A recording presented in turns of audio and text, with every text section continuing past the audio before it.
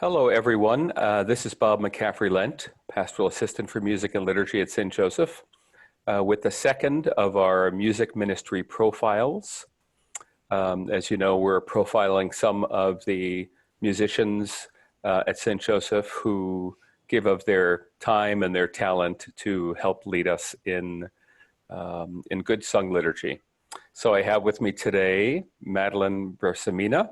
And Madeline is one of the cantors at St. Joseph, and she has been in that role since 2007. So welcome, Madeline. Thanks so much, Bob. Thank you for taking the time to be with us. And I would invite you just to talk with us a bit. Well, first, I mentioned that you've been a cantor, and we talked off camera a bit about maybe letting people in, giving them a sense of what that word means. It's kind of a funny word, one that most folks are not used to. Sure. Well, so speakers of English might hear this word and it doesn't relate to much, but it's from the Latin, and in languages like Spanish, it's a more direct translation to sing or singer. So in the simplest explanation, a cantor is a singer, and of course, in our context, a liturgical singer or a leader of song in worship. For me, being a cantor has just been really part of my identity as a person and as a musician for a long time. I was first a cantor when I was a student at Santa Clara University and never really stopped, kept in the music community when we moved to Seattle, and as you said, I started at St. Joe's in 2007. Wonderful.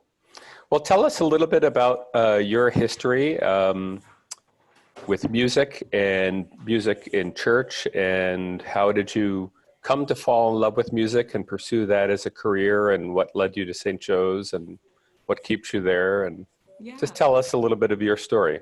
I'd love to. Gosh, well, it starts way back when. My very first job ever was accompanying liturgy at a Lutheran church back as a high schooler. And I think at about that time, my mom started cantoring at our Catholic church. And eventually I would sometimes accompany her and then sometimes sing with her. So it's just been, something I've been involved with forever. And let's see, in terms of St. Joe's, well, I mentioned that Richard and I went to Santa Clara University, a Jesuit school. So when we came up here to Seattle, we of course were seeking out the Jesuit connection. And first sort of found Seattle University, maybe because we were missing our college days, and we would go there sometimes and sing with the student choir. But after a year, just through Jesuit connections, I got called to audition for a cantor position at St. Joe's. And oh man, I just remember the first time walking into the church and just thinking it was so beautiful and it would be such an honor to sing in that church. And I'm very happy to say I've been continuously singing there for a long time.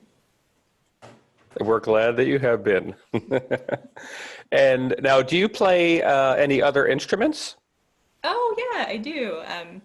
I'm fairly decent on the piano. I say that just humbly because I know so many really, really excellent pianists, and my piano skills are more practical than artistic at this point. But I did take piano lessons from age 7, like through high school, so I have a good, solid background. So yeah, piano is something that stays with me. Of course, I use it to learn music myself for enjoyment, to accompany my own students. And then in the past, I've also been a instrumentalist. I played flute and oboe for a long time, but I don't anymore. Mm-hmm.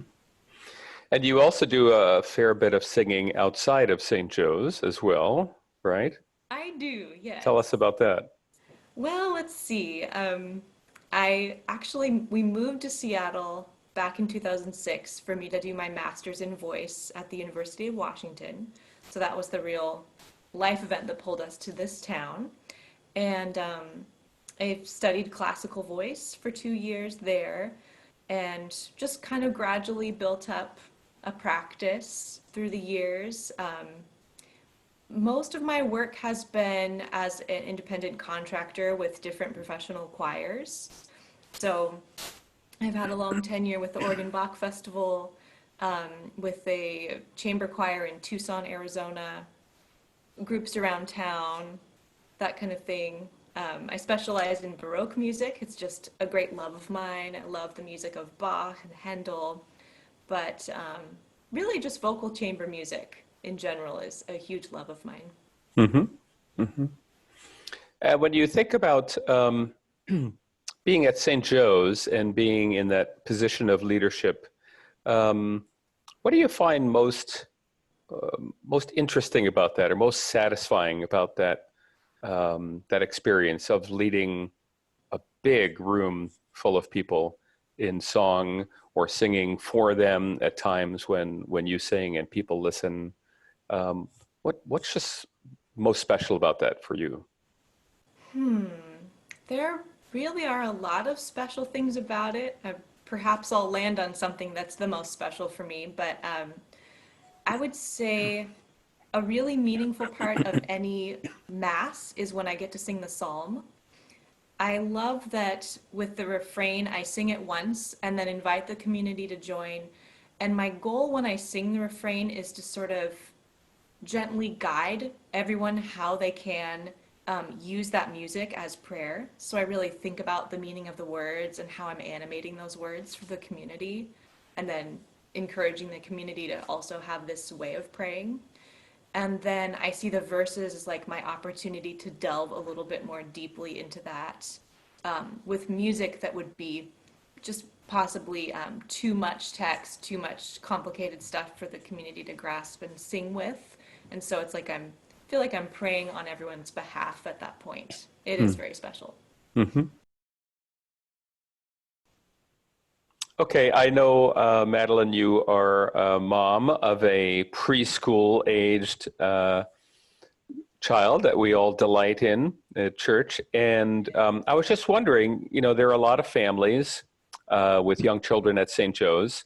And what might you share with them about what you can do with kids to use music in their, young life of faith and their Yeah. future in the church? I love that question. Well, I mean, I think all humans, but definitely all little children, are just natural singers. Like try stopping a 3 or 4 year old from making up their own songs around the house. They're just naturally expressive in music. And they also want to participate in everything, including in life at church. And so singing is such a great time in the Mass to encourage them to sing, especially, I think one of the first things that Jen picked up on, maybe before age 3, was singing the Alleluia refrains. Those are so fun to sing and repetitive and easy.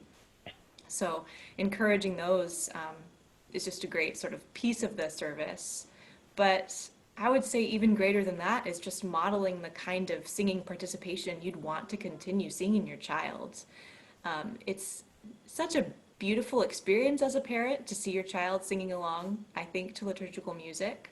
But they're watching us, they're watching the grown-ups to see like what they're going to do when they become big people as well. So if we all continue to sing with them, then hopefully they can grow up and be some of the Catholics that actually sing out in the pews. That's my goal. Wonderful. It's a worthy goal. Okay, I asked Dawn this at the end of our chat the other day, so I'll just ask you too. Do you have a absolute favorite piece of liturgical music to sing in church? Oh, wow. There's a piece that's very meaningful to me, and that's the Take, Lord, Receive. Mm. I think the text is so beautiful, and I've had the opportunity through my life thus far to sing that at both really meaningful personal junctures and also at meaningful points in other people's lives. So I guess it's just a text and a melody that I really just connect with personally.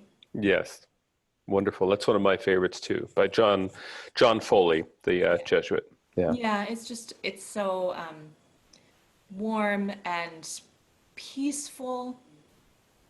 I don't know. I can always connect with that piece. Well, thank you so much, Madeline, for taking the time to be part of this today and letting us in a little bit on your story. Oh, this was so fun, Bob, and thanks for letting Genevieve join the party for a minute too. Thank you.